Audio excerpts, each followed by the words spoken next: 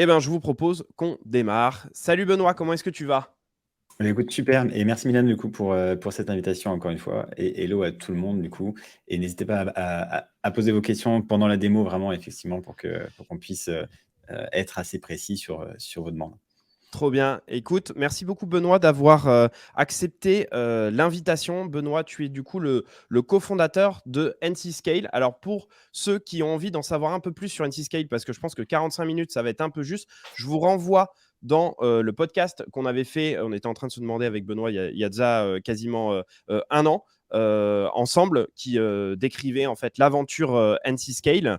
Et du coup, là, l'occasion en fait, aujourd'hui de ce webinar, c'est pour parler en fait de la nouvelle que vous avez sortie, qui est une fonctionnalité d'observabilité qui est hyper intéressante sur les outils no-code. Et puis pour parler un petit peu business aussi, pour voir ce que ça donne. Et puis pour faire des démonstrations. Vous voyez, moi j'ai ma petite casquette NC Scale. Et oui, j'ai reçu le goodies. Donc si vous êtes, j'espère que vous n'êtes pas trop jaloux. Mais voilà, j'ai une belle casquette pour ce webinaire et puis pour l'été qui approche. Donc c'est absolument parfait. Merci beaucoup Benoît. Et donc du coup, avant qu'on puisse démarrer, qu'on laisse tout le monde arriver tranquillement, Benoît, est-ce que tu peux te présenter et nous présenter ce que c'est que NC Scale, s'il te plaît? Ouais, tout à fait. Donc pour me présenter, moi j'ai connu le no-code effectivement, en 2013 avec Zapier au début, lorsque je faisais de la transformation digitale dans une mutuelle et après j'ai monté un ERP entièrement sur Bubble en 2018, pour un cabinet de recrutement. Et 4 ans après, donc j'ai vu tous les problèmes qu'il y avait de maintenabilité, de sécurité, sur Bubble et on a commencé avec un plugin de sécurité seulement pour Bubble il y a 2 ans maintenant. D'ailleurs, c'est amusant parce que sur le forum de Bubble, j'ai vu l'annonce faite, il y a 2 ans. Et après, on s'est rendu compte qu'on pouvait enfin, faire plein d'autres choses pour aider les gens à faire du bon no-code. Et donc on a attaqué le versioning du no-code. Et après, tout ce que je vais vous montrer aujourd'hui. Voilà. Et donc, on a monté NC-Scale avec Kevin, mon associé, et le CTO, il y a donc maintenant 2 ans. On a levé 2,6 millions il y a 1 an et demi. Et on est une équipe de 12 maintenant. Voilà. Et je Ok, suis le CEO et le cofondateur du coup. Voilà. trop bien. Donc, déjà 12 personnes qui bossent dedans. J'imagine beaucoup de tech. Pour le coup, la plupart, c'est du dev à part entière. Tout à fait. Il y a une grosse partie de l'équipe qui est sur la tech. Ils sont 8, mais effectivement, il n'y a pas que la tech, parce qu'il y a aussi le fait de faire du support client, etc., qui est aussi important pour comprendre les besoins. Et c'est hyper important à ce stade de l'équipe. Donc forcément, il n'y a pas que de la tech, mais ouais, c'est quand même une grosse partie. Ok, alors du coup pour comprendre et pour rentrer un peu plus précisément sur NC Scale, l'idée, et tu l'as dit en fait au début, c'était de s'attaquer finalement au versionning. Alors pour expliquer un peu à tout le monde, parce que je ne sais pas si tout le monde est très technique dans le chat ou les gens qui regardent, l'idée c'est la même chose qu'en fait en développement informatique. Tu me coupes, Benoît, si jamais Mm. je dis des bêtises.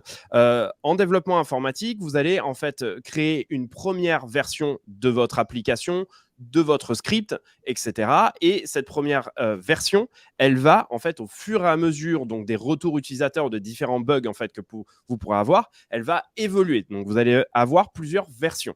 Et il s'avère que du coup, en informatique, vous allez avoir besoin en fait de stocker ces différentes versions quelque part. Et du coup, ce qui est assez connu en fait dans le monde du développement, on a un outil qui s'appelle Git et notamment un autre outil en fait qui est un peu le pendant de Git qui s'appelle GitHub et qui permet en fait de stocker les différentes versions de ces applications pour pouvoir les retrouver et potentiellement pour pouvoir les réutiliser. Donc ça, c'était ce qui se passe du coup en informatique pure avec du code. Et là, l'idée en fait que vous aviez au départ avec NC Scale, c'était de faire en fait la même chose, mais pour les outils no code. Vous en êtes tout dessus. Est-ce que vous avez continué ou est-ce que vous avez mis de côté cette idée pour y revenir par la suite? Qu'est-ce qu'il en est en fait sur NC Scale, sur ce projet en fait d'origine? Tout à fait. Du coup, sur l'histoire, effectivement, on a lancé en octobre 2022, donc il y a moins d'un an, notre produit de versioning pour les applications Bubble, Make, Airtable. Et on s'est rendu compte que ça ajoutait beaucoup, beaucoup, beaucoup d'efforts pour les no-codeurs, pour faire des sauvegardes de version. Parce qu'on n'arrivait pas à s'intégrer assez bien avec chaque outil pour que ce soit vraiment sans aucun effort. Et pourtant, c'est ce qu'il fallait. Donc, on a décidé de mettre ça de côté en décembre 2022, lorsqu'on a vu qu'on n'arrivait pas à avoir un effort vraiment à zéro. Et on s'est concentré sur le monitoring et sur l'observabilité, qui finalement demande beaucoup moins d'efforts et apporte tout de suite de la valeur sur finalement détecter des bugs que l'on ne voit pas forcément, rechercher partout dans son infra quelles sont les dépendances entre, par exemple, un champ Airtable et un scénario make. Et voilà, et on est parti sur ça. Donc, je pourrais te détailler davantage dans la démo, mais on s'est rendu compte que il manquait ces outils de surveillance de son appli no-code. Et c'est triste, mais du coup, il y a plein d'outils no-code d'appli no-code qui sont faites et il n'y a aucun bug qui est monitoré, ce qui fait que les utilisateurs finalement se rendent compte qu'ils ont des erreurs, des bugs avec des pop-up qui ne sont pas du tout pris en charge par le développeur de l'application. Et pourtant, simplement de fait de les prendre en compte, d'aller voir l'utilisateur qui a un souci, ben, ça améliore complètement l'expérience utilisateur. Et c'est un peu le b.a.-ba effectivement de la création d'applications. Donc, le fait de rajouter simplement un outil facile pour monitorer les bugs permet d'augmenter de manière drastique la satisfaction de vos users et donc de votre chiffre d'affaires, etc. Et il fallait trouver une manière simple de le faire. Donc, c'est ce qu'on a fait avec NCScale. Ok, alors du coup, l'idée, c'est finalement, il est plutôt assez simple et assez ambitieux. C'est comment mettre en place en fait de la qualité et de la sécurité ainsi que de la fiabilité dans les outils no-code. C'est un peu quelque chose que je dis souvent en fait en formation. Le problème ou l'avantage en fait des outils no-code, c'est que vous allez faire rapidement quelque chose qui fonctionne. Le problème, c'est qu'on ne veut pas, d'un point de vue professionnel, faire seulement des choses qui fonctionnent. On veut faire des choses qui durent. Et pour faire des choses qui durent, il faut des choses qui sont fiables, qui sont sécures et du coup potentiellement plus professionnelles. Et donc un outil en fait comme NCScale est là effectivement aussi pour pallier et en tout cas beaucoup plus professionnaliser ça. Tu as parlé en fait de monitoring, tu as parlé d'observabilité. C'est quoi la différence entre les deux que tu puisses nous expliquer pour qu'on puisse comprendre en fait quelle est la différence, qu'est-ce qu'il faudrait choisir, est-ce que les deux viennent en complément, on peut choisir l'un ou l'autre, comment ça se passe? Les 2 sont complémentaires. Donc effectivement, dans le monitoring, c'est simplement savoir tout ce qui se passe en temps réel sur l'ensemble de vos outils no-code. Si vous utilisez Bubble plus Xano, par exemple, bah, vous avez envie d'avoir un seul endroit, l'ensemble des logs, l'ensemble des événements qui se passent sur votre appli. Si vous avez en plus du Make et du Airtable, vous avez envie d'avoir un seul endroit, tout ce qui se passe. Donc c'est tout simplement pour voir les choses. Et lorsque vous les voyez et que ça se passe, dès qu'il y a un bug, et ben vous pouvez vous créer une alerte pour dire tiens, il y a eu un bug à tel endroit, dans tel champ Airtable ou autre, et ben je veux que ça m'alerte, etc. parce que c'est important ou alors c'est pas important. Mais simplement pour voir les choses en temps réel, qu'est-ce qui se passe, où est-ce que les personnes cliquent sur mon application. Et en fait, c'est ce que tout développeur a dans une app en code normal, grâce à plein d'outils comme Datadog, comme New Relic. Et c'est des outils indispensables pour mieux comprendre simplement ce qui se passe. Ça, c'est la première chose. Et l'observabilité, ça vient en complément. C'est pour comprendre comment sont liés l'ensemble de mes éléments de mon appli no-code. On appelle ça un inventaire, presque un catalogue en fait.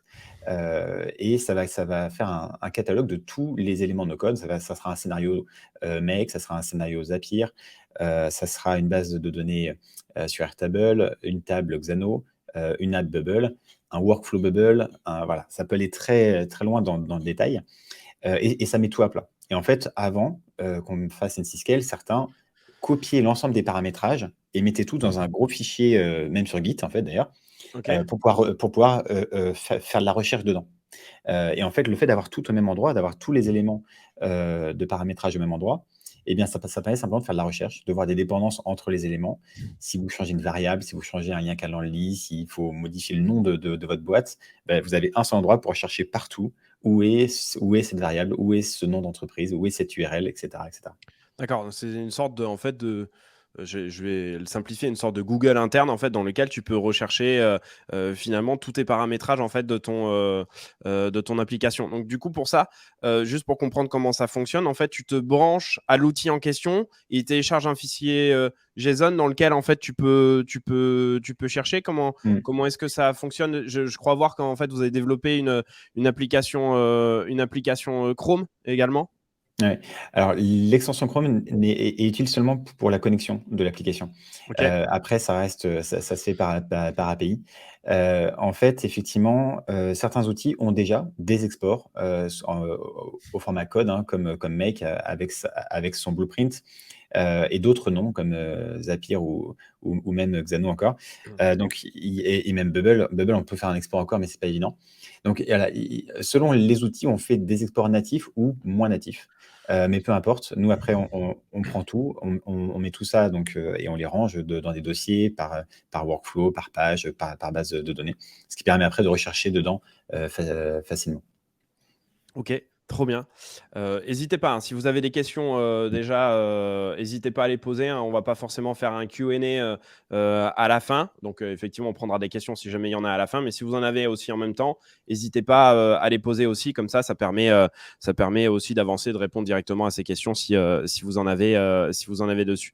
Du coup, sur l'observabilité et le monitoring, ça, c'est des choses en fait chez NC-Scale. Quand tu arrives, en fait, tu prends forcément les deux, en fait.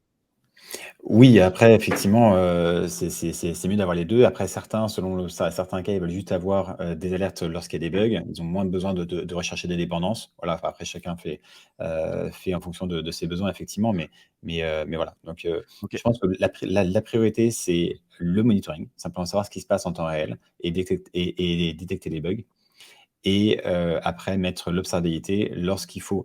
Ça peut être aussi très utile lorsqu'il faut simplement reprendre une application qu'on n'a pas développée soi-même et on comprend pas comment elle a été faite, et on a envie simplement d'aller vérifier, OK, alors où est utilisé ce scénario dans mon Airtable ou dans un script automation Airtable? Bah, j'ai envie de savoir comment c'est lié. J'ai fait un scénario make et j'ai envie de savoir où est-ce qu'il est utilisé simplement partout. Il peut être utilisé dans un API connector Bubble, il peut être utilisé dans un workflow Bubble, il peut être utilisé dans un Zap, il peut être utilisé sur un Airtable, dans un bouton, dans une colonne. En fait, il peut être partout. Donc, voilà. Et effectivement, on s'adresse plutôt à des no-codeurs qui ont des infras un peu lourdes à gérer. Effectivement, pour des freelances qui sont seuls, qui ont une petite application, heu, ils vont trouver peut-être ça un peu trop, de mettre ça en place. Alors que pour d'autres, dès qu'ils sont en équipe, dès qu'ils bossent pour un client, qui lui a besoin d'avoir tout ça, d'avoir de la qualité, à ce moment-là, ça a du sens effectivement de s'équiper.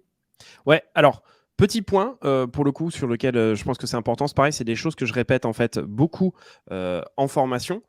L'idée, c'est qu'en fait, vous développez un projet donc avec des outils no-code, effectivement, souvent peut-être en équipe. Ça, c'est important. Donc, c'est pour transmettre en fait ce que vous allez faire en équipe et pour que les personnes soient capables en fait de reprendre les différents éléments, les différents scénarios, les différentes applications en fait que vous avez fait.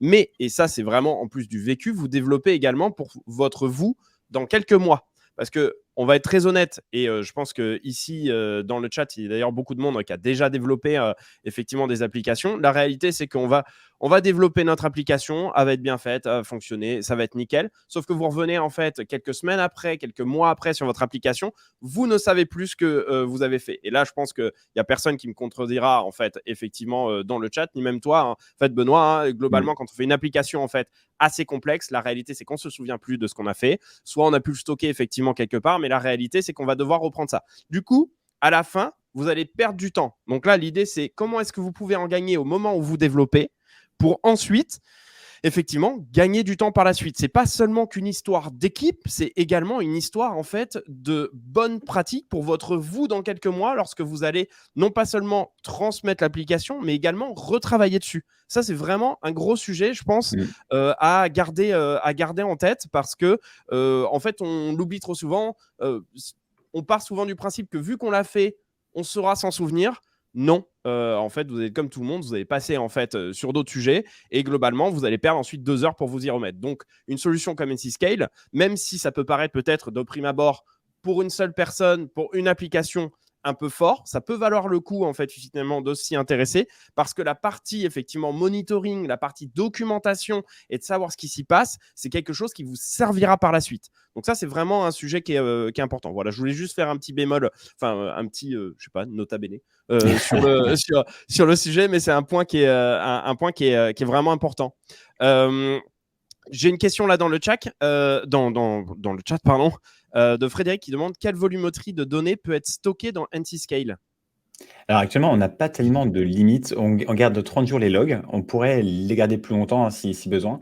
Mais effectivement, à part, un délai, de stockage, ça qui sera relié de toute façon à un prix, à ce niveau-là. Mais sinon pour le reste, vu que c'est que des fichiers de paramétrage, c'est quand même très léger. Donc il n'y a pas de limite particulière. Voilà et typiquement, en général, là, dans les usages qu'on voit, on voit qu'il y a 2-3 applications no code, mais jamais beaucoup plus. Donc, c'est 2-3 tools à surveiller, donc ça va. Il y a rarement 10 tools, connectés sur la même application. OK. Merci. J'espère que Frédéric, ça te convient comme réponse. Petite question pour continuer. Donc tu parles d'applications, no code. Donc, avec NC Scale, quelles sont les applications no code en fait que vous traitez et qu'on peut utiliser du coup avec NC Scale? Ouais, tout à fait. Peut-être que j'ai partagé rapidement mon écran, Ouais, exactement. pour Attends, hop, je vais l'ensemble te le des intégrations. normalement, on voit ton écran là si tout va bien. Hop. Nickel. Donc effectivement, sur les intégrations, quand vous allez sur le site, on est intégré donc à Airtable, Make, Bubble, et bientôt Xano et Web. Je sais qu'il y en a beaucoup qui attendent cette intégration et on pourra en dire plus bientôt, mais ça sera une intégration assez particulière parce qu'elle sera vraiment, poussée. Et on a également Zapier. On a N8N et Bezro également, pour les no-codeurs avancés où ça marche déjà sur la partie effectivement, monitoring et observabilité. Voilà. On a d'autres outils un peu plus, grand public, qu'on a aussi envie d'intégrer, qui vont arriver dans un second temps, notamment avec Softair par exemple, pour voir des dépendances entre une page et un champ, Airtable. Hem, Typiquement, tu me demandais du coup avec quoi on est intégré et du coup pour chaque outil, parfois il n'y a pas les mêmes fonctionnalités. Par exemple avec Airtable, un truc tout bête, ici vous aurez du monitoring sur les modifications de schéma, chose qu'il n'y a pas par exemple sur Bubble. Donc, ça dépend vraiment des outils. Chaque outil ne nous permet pas de faire tout ce qu'on veut. Donc il y a des logs particuliers selon telle ou telle features, telle ou telle intégration. Voilà. OK, d'accord. Très intéressant, de voir aussi qu'il y a finalement, en fait, la possibilité, d'avoir une intégration qui sont sur des outils à la fois back-end et à la fois des outils, front-end. Ça, c'est, hyper intéressant. Vous auriez pu choisir, en fait, de faire que le back-end et pas forcément Mmh. le front-end. Petite question, là, que je vois un petit peu perso parce que je vois que vous avez déjà vraiment beaucoup d'outils. Il y en a beaucoup qui vont arriver. Webflow, ça a pas été un sujet, pour vous? Webflow, pas encore parce que enfin, en fait, on a peu de dépenses avec, Webflow, mais pourquoi pas? En fait, on cherche tous les cas d'usage autour de Webflow et on n'a pas encore, eu un massif qui plairait à tout le monde. Parce que le problème, c'est finalement tout le monde veut une Ouais. partie pour ça, une partie pour ça. Nous, on a besoin de faire un truc qui plaît au maximum de gens, et Webflow, on n'a pas encore réussi à trouver la feature qui pourrait, réunir tout le monde. Donc, OK. ça sera sans doute, dans un second temps. OK. Bah, trop bien. J'avais une petite question dans le chat. Quelles sont les futures intégrations d'outils qui sont prévues dans NCScale? Mais tu viens du coup de le montrer. Il suffit d'aller C'est sur ça. ncscale.com et du coup, vous allez trouver en fait toutes les intégrations qui sont là ou potentiellement de s'inscrire. Je ne sais pas si vous avez une newsletter, mais j'imagine que c'est des choses sur lesquelles vous communiquez Tout à fait. par la suite. Donc, OK. Très cool. Et ben, là, ça fait déjà 20 minutes en fait qu'on a commencé à faire un petit peu le tour du propriétaire. Est-ce que tu peux nous partager quelques cas d'usage, pour quelques démonstrations, Mmh. qu'on puisse voir un peu plus dans le détail comment, est-ce que, ça, fonctionne? Tout à fait. Alors la première chose, on va peut-être répondre à Frédéric avant. Ouais. Frédéric, est-ce qu'il est possible de monitorer les temps de réponse et de faire de l'alerting en cas de problème? Je pense que tu, parles entre un back-end et un front-end du coup? Est-ce que tu pourrais juste préciser ta question si c'est entre Xano et Web par exemple? Parce que j'imagine que c'est cette intégration-là qui t'intéresse parce qu'on en a déjà parlé. Mais effectivement, aujourd'hui, tu peux mettre, des alertes seulement si un log apparaît, et qui match des conditions particulières, mais pas sur des délais de réponse. Donc ça peut être effectivement, pour la suite, pour monitorer la performance, où là, ce serait une condition un peu plus avancée. Il faudrait dire s'il y a ce log-là et pas de réponse après tant de secondes, à ce moment-là, ça fait une alerte. Mais là, effectivement, c'est un peu plus avancé. Pour l'instant, on est vraiment sur l'analyse des logs dans un premier temps, mais pas forcément du délai de réponse. Trop bien. Merci. Ouais, c'est ça, entre front et back. Donc, du coup, Tout à fait. nickel. Trop bien. Euh, Bah, écoute, je te laisse ouais, nous parler, en fait, qu'est-ce que tu quelques use as un cases. petit peu amené dans ta besace Tout sur à les fait. démonstrations? Alors, je vais essayer de parler que du use case pour que ça soit pas compliqué à comprendre. Donc, par exemple, une fois que vous avez connecté donc, vos outils no-code à Etsyscale, vous avez finalement ce tableau de bord qui réunit l'ensemble de vos éléments no-code. Donc là, j'ai mis beaucoup de tools no-code dans une application. C'est rarement autant, mais voilà. Et on peut voir que finalement, c'est comme des dossiers. Donc, dedans, il y a des dossiers avec les pages, les bases de données, pareil sur Airtable. Là, ce sont toutes mes tables Airtable. Et sur Make, pareil, je vais avoir mes dossiers avec l'ensemble de mes scénarios. Voilà, c'est juste pour vous expliquer le principe. C'est vraiment des dossiers comme sur un guide, finalement, avec l'ensemble des éléments et le paramétrage. Vous avez d'ailleurs un petit moteur de recherche qui vous permet de rechercher n'importe quoi dans l'ensemble de vos outils. Par exemple, si je cherche stock, je vais avoir directement l'API connector stock de Bubble, plus les scénarios stock, etc. Ça, c'est la première chose. Et en use case tout simple, j'ai envie de savoir qu'est-ce qui se passe sur mon infra no code maintenant. On est une équipe, par exemple, 2-3 personnes. Et simplement en regardant ici ce bloc-là, je peux savoir que récemment, cette table a été modifiée par telle personne. Donc OK. ici, je vois tout de suite qu'est-ce qui a été modifié récemment sur l'ensemble de mes tools no code, qui est assez pratique lorsqu'on est plusieurs dessus. Et si on voit un truc qui a été changé alors que normalement ça n'aurait pas dû être modifié, bah, tout de suite, dès le tableau de bord, c'est visible. Euh, Ça, c'est quand même assez important. Et pareil, ça vient toujours dans le sens de redonner confiance à votre appli no-code parce que comme on perd beaucoup de visibilité avec tous ces outils no-code un peu éparpillés, le fait de voir à un seul endroit l'ensemble des éléments, ça redonne un peu confiance. On a l'impression que son infra no code est moins fragile. Mmh. Et il y en a plein, à mon avis, parmi vous qui ont l'impression d'une fragilité de ces outils no code parce qu'il vous manque de la visibilité. Et en fait, l'observabilité amène de la visibilité simplement pour reprendre confiance sur l'ensemble de vos outils no code. Je vais faire un peu excuse-moi, je vais faire un peu le geek en fait dessus. Potentiellement, ça, vous avez une API dans laquelle on pourrait avoir, je sais pas, une notification sur Slack, sur Discord, sur, je sais pas, un channel Observability par exemple dessus Tout, pour avoir ça ou pas. Ouais, en fait, c'est dans le monitoring, tu as à la fois des monitoring d'action de vos utilisateurs et à la fois les logs d'édition. Donc du coup, Ok, tu trop bien, crées une alerte qui arrive directement dans ton Discord avec toutes les éditions en temps réel trop sur bien, tes outils no-code. trop bien, génial. Et ben, on peut partir sur ça déjà. Donc, imaginons que vous êtes une équipe de 3 ou voilà, et vous voulez savoir ce qui se passe sur votre Airtable. Eh bien, vous voulez avoir une alerte dès qu'il y a une modification sur votre base à Airtable. Donc, vous allez aller dans Monitoring. Et ici, vous avez donc l'ensemble des logs mélangés de tous vos outils no-code. Et vous, ce qui vous intéresse, c'est que les logs d'édition Airtable. Donc, on va choisir dans les conditions ici une tool. Et la tool, on va prendre la base Airtable et qui s'appelle Product Stock. Et j'apply. Et là, je vais voir tous les logs d'édition de ma base Airtable. Donc, par exemple, ici, je vais en prendre un ici. Donc là, en gros, je vois que ma table qui s'appelait MyTableX, le nom a été modifié, name updated, donc de MyTableX to MyTableY. Y. Ok, Donc là, je vois qu'il y a une édition et je sais qui l'a faite grâce à l'user email ici. ok, trop bien. Et donc, une fois que j'ai ça, je sais que j'ai mes logs ici. Je peux créer du coup une alerte pour aller dans Discord. Alors là, ici, je vais faire un exemple avec Slack. Donc là, je crée un observer, donc c'est une alerte. Donc je peux mettre ici ce que je veux. Là, je mets aucune condition parce que dans les logs Airtable, on n'a que des éditions. Mais je pourrais très bien mettre une condition disant seulement avoir les logs lorsque c'est pas moi qui fais les modifications. Et donc pour ça, j'ai juste à mettre ici user email doesn't contain. Et là, je mets mon email. Donc on peut Ok, être assez précis. On peut avoir aussi que les changements sur une seule table, sur un seul field. Bref, on peut être très précis grâce au filtre. Donc là, on peut ajouter un channel pour être notifié. Et là, j'ai mis donc sur mon channel Slack, mais évidemment, si tu veux mettre sur Discord ou sur Vous avez la possibilité d'avoir du webhook. Ok.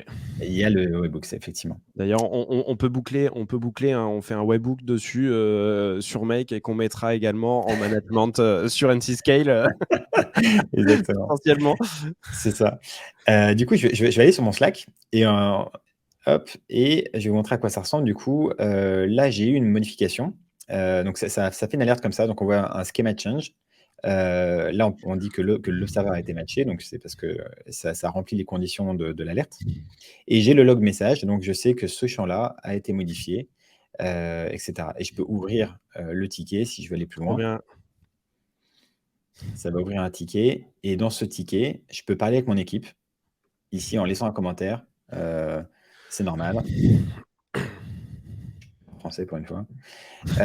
Et je peux mettre si c'est résolu ou pas. Et je peux même assigner si j'ai vraiment un doute sur qu'est-ce qui a été modifié. Et je vous assure que qu'il y a 30 créateurs dans une table Airtable, ça peut sauver vraiment la vie d'avoir l'historique. Parce que finalement, on n'a pas que la notification que ça a été modifié. On a également la valeur d'avant. Donc, si Ouais. quelqu'un change une formule et casse la formule, bah, vous aurez l'ensemble de la formule dans la valeur d'avant pour pouvoir la restaurer si besoin. Il n'y a pas de possibilité de revert dessus. Il faut recopier pour refaire le truc, en fait. Tout à fait. Ok, d'accord. Actuellement, c'est juste des logs effectivement de modification, mais ça ne va pas plus loin. Voilà, c'est vraiment un cas d'usage très précis sur Airtable. Donc, c'est simplement suivre l'ensemble des modifications. Je vais aller sur ma base Airtable. Est-ce que déjà vous avez des questions sur ça? N'hésitez pas à m'arrêter. Peut-être que vous voyez d'autres use cases par rapport aux modifications sur Airtable. Pour Mais l'instant, c'est très clair. parfait. Je vais aller sur ma base Airtable du coup. On va aller sur une table qui va s'appeler par exemple client. Donc là, je navigue dans ma base qui s'appelle Product Stock et je vais dans ma table client. Quand j'ouvre ici, donc j'ai cliqué sur Go to Element et ça va m'ouvrir directement la table client dans ma base Product Stock, comme vous pouvez le voir ici. Donc là, je vais vous présenter un autre use case. Je vais simplement comprendre où utiliser ce champ de name partout sur mes scénarios Make ou sur ma base Bubble, etc. Donc j'ai envie de comprendre les dépendances parce que je ne connais pas cette table Airtable, je la connais pas, c'est pas moi qui l'ai faite. Et j'ai un doute, est-ce que ce champ-là est vraiment utilisé? Alors, je pourrais effectivement la supprimer ici et avoir toutes les alertes Airtable disant attention, il y a des dépendances entre ça et ça, mais c'est seulement interne à Airtable et vous n'aurez pas des dépendances externes à Airtable. Donc, et d'ailleurs, au passage, ceux qui ne sont pas enterprise, qui ne Ouais. peuvent pas avoir du coup accès à ça, bah, vous pouvez maintenant y avoir accès grâce à NC-Scale sans être enterprise sur Airtable pour voir les dépendances internes déjà juste à Airtable. Je te coupe, Benoît. Juste, je vois un petit bouton documentation là au-dessus. Ça, c'est lié du coup à l'extension Chrome NC-Scale. C'est Tout à ça? fait. Ok, vous ne pourrez pas du coup avoir ce bouton si jamais vous ne téléchargez pas avant l'extension Chrome NC-Scale, mais pas de panique de ce côté-là, puisque dans l'onboarding que vous faites, il y a le téléchargement en fait qui est déjà inclus. Donc normalement, ça ne pose pas de soucis sur le sujet. Voilà, c'était pour faire un petit point. Mais il y en a même deux. Il y a Check Dependencies en fait, C'est ça. Et du j'imagine, coup, qui emmène directement en fait sur l'endroit. D'accord. exactement. Donc, quand on clique sur Check Dependencies, ça va simplement rediriger du coup sur la page de profil dans NC-Scale de cette table dans la base de données Product Stock. Et là, je vais avoir simplement l'ensemble de mes champs avec leurs ID à côté. Et donc là, j'ai le champ name et je vais pouvoir cliquer ici sur Search Dependencies directement, donc dans la colonne Dependencies, pour aller voir où est utilisé ce champ sur mon infra no code. Et je peux voir directement donc, Ok. qu'il est utilisé à plusieurs endroits. Il est utilisé dans un API connector sur Bubble. Il est utilisé dans une automation Airtable. On voit ici grâce à l'icône que c'est une automation. Il est utilisé dans un scénario Make. Et évidemment, il est visible dans ma table client, donc c'est juste au même endroit. Juste pour voir, donc là, par exemple, sur Make, là, si on reste ici, il te donne pas tu peux accéder donc au scénario en question Ouais, tout à ou fait. pas dessus? Donc, par Ah oui, exemple, tu as ici, open. on est sur Make. Donc, simplement, je vais pouvoir voir qu'il est dans le module numéro 6. Donc là, ça, c'est un blueprint Make. Donc, c'est vraiment le paramétrage d'un scénario Make. Donc, on a le flow, on a les numéros de modules que vous pouvez voir. Vous avez les noms des modules.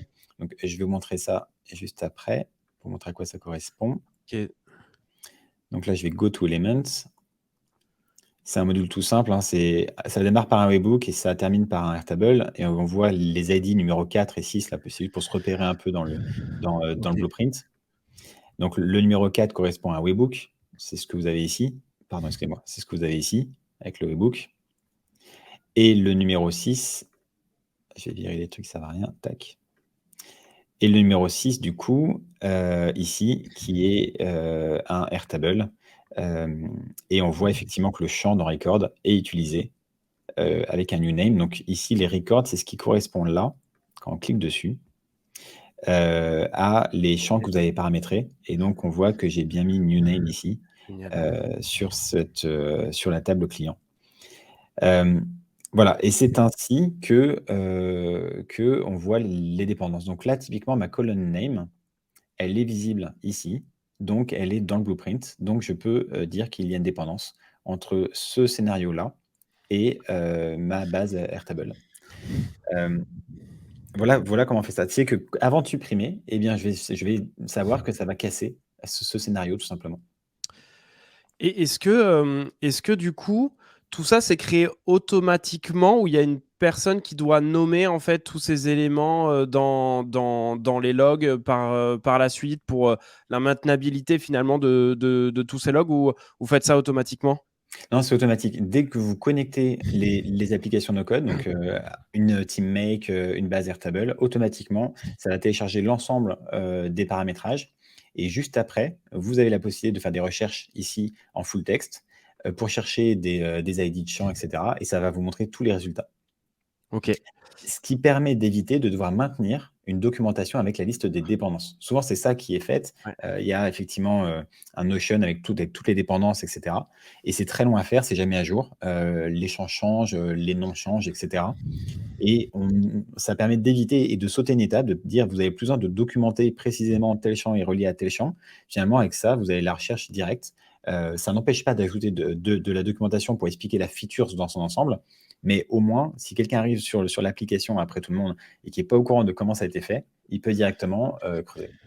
On peut le faire, hein, un peu de documentation là directement sur NCScale. Tu vois, là, je vois par exemple, bah, Mm. tu as Order, enfin, on va prendre, je sais pas, tu as du Bubble, là, e-commerce logistique. On peut avoir un peu de documentation dessus ou pas?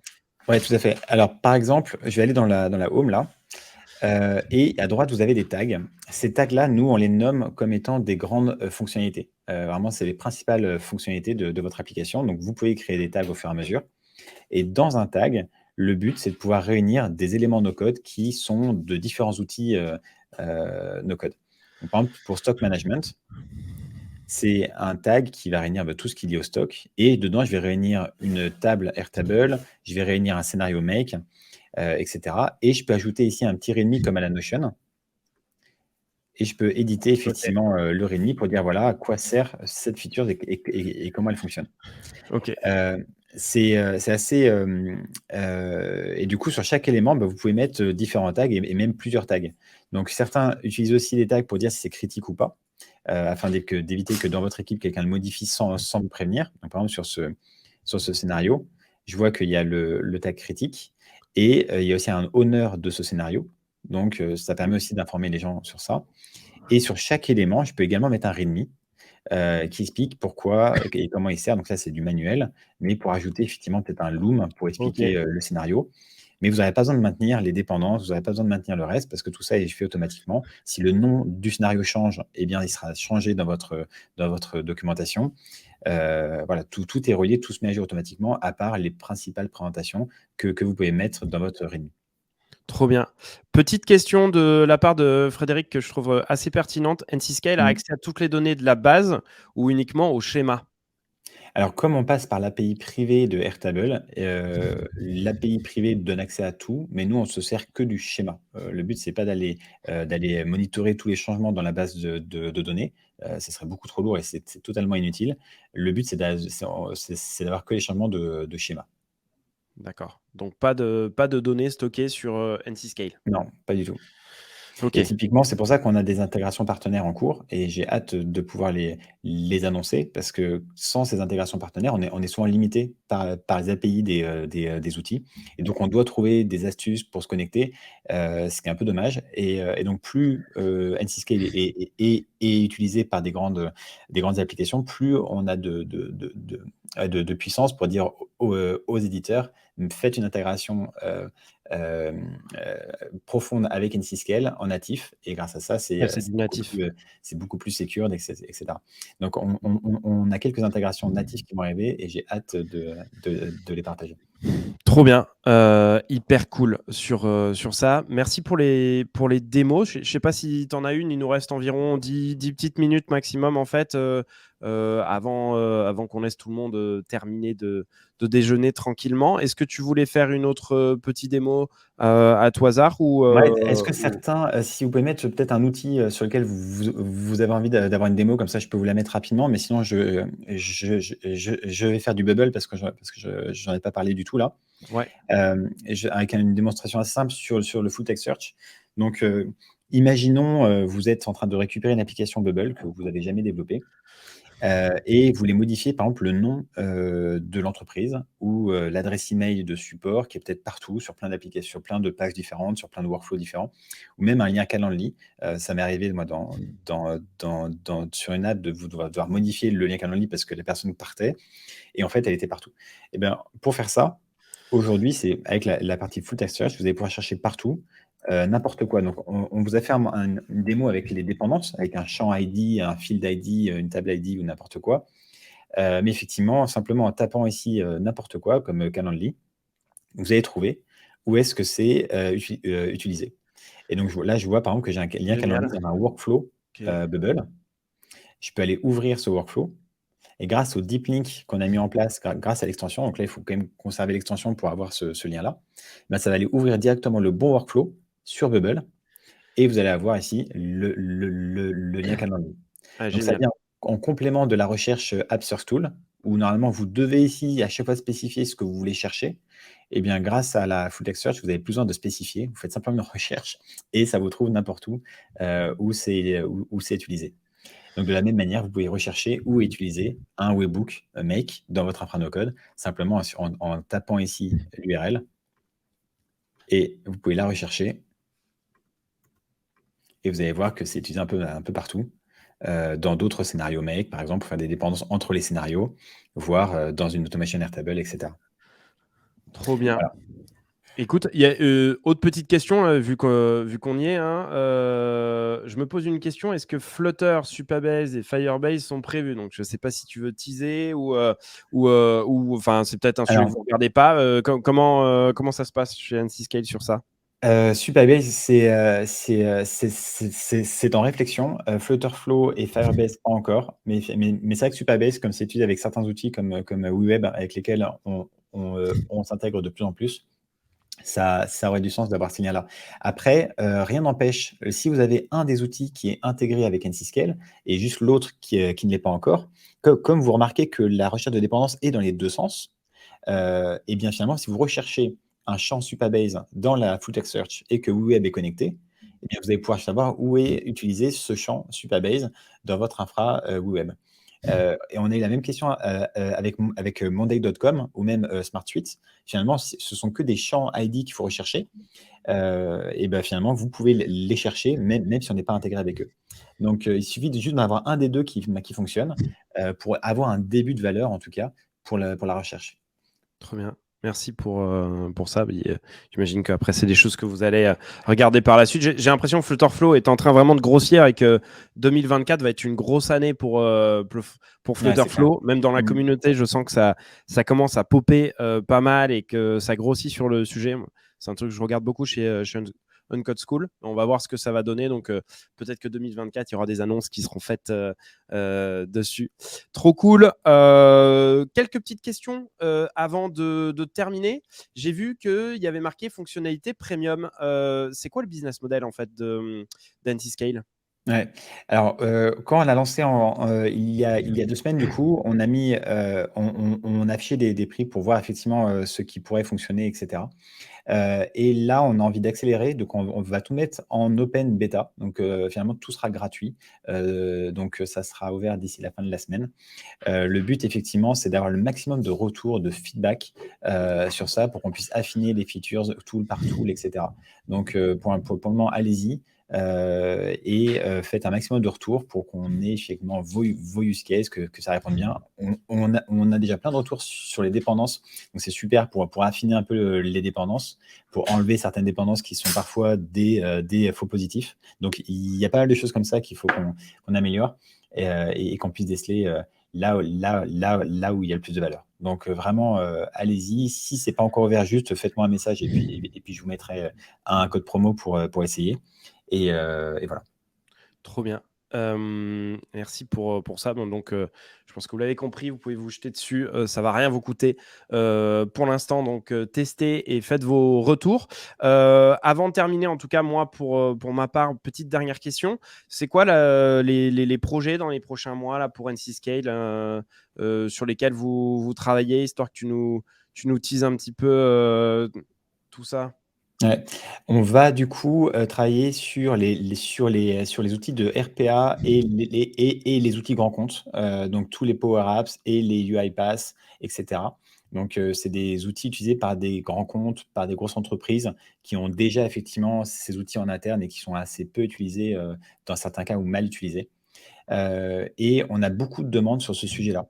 Donc, on a un peu un côté communautaire avec NC-Scale, avec l'Observability, le monitoring intégré avec des outils qui sont plutôt grand public. Et je pense qu'on veut vraiment garder cette notion un peu communautaire. C'est pour ça que c'est plutôt en open Ouais. beta. Et on va accélérer sur la partie plutôt grand compte avec des outils plutôt low code, du coup, qui nous approchent et qui ont les mêmes soucis, mais à plus grande échelle. Et du coup, ça va être notre travail sur les prochains mois là. Génial. C'est vrai que la RPA, on n'en parle pas beaucoup, je trouve, dans la communauté Mmh. no code. Pourtant, c'est Ouais. un vrai sujet qui vient vraiment en complément d'outils comme Make ou autres pour créer des robots, du scrapping ou autre. Enfin, UiPath, mais également 3-4 autres outils Mmh. sont vraiment excellents sur ces sujets-là.